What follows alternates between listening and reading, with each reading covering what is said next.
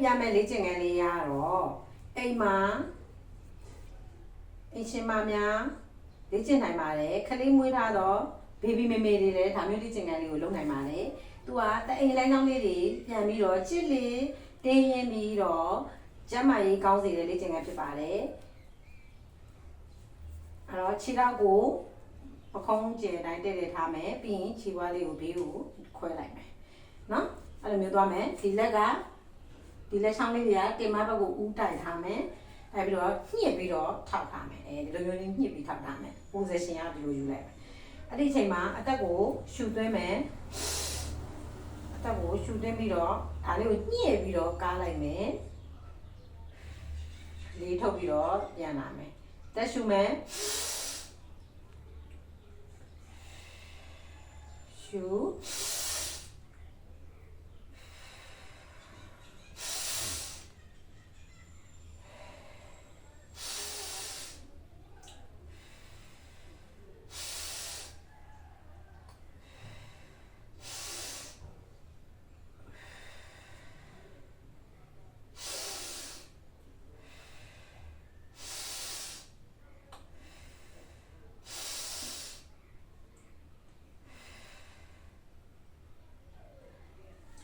ရပါပြီနောက်တစ်မျိုးလေးကစားပါမယ်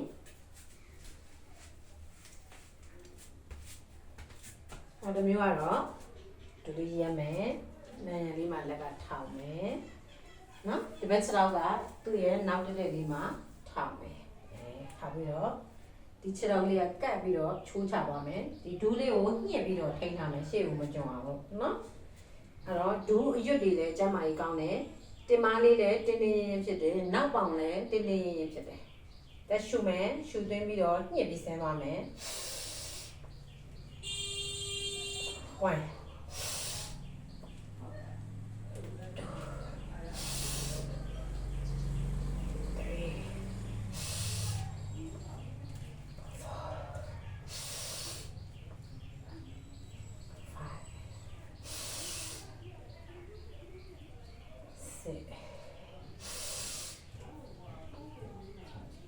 7နောက်တစ်ဖက်ပြမယ်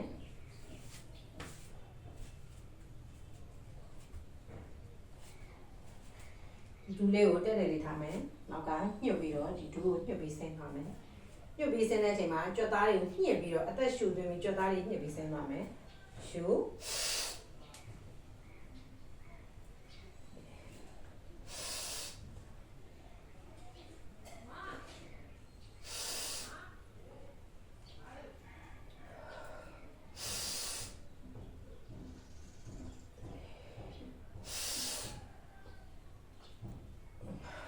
မင်းကလေးတွေခါလေးနည်းနည်းလေးညှို့ပြီးတော့ရှေ့ကို size နည်းနည်းလေးဆင်းမယ်တင်မလေးညှစ်ပြီးဆင်းမယ်ဒါမှတင်မပို့ထိတာပေါ့နော်မင်းကလေးတွေတင်မကိတ်ကိတ်ကလေးနဲ့ပေါင်းတင်းတင်းလေးဖြစ်စီတယ်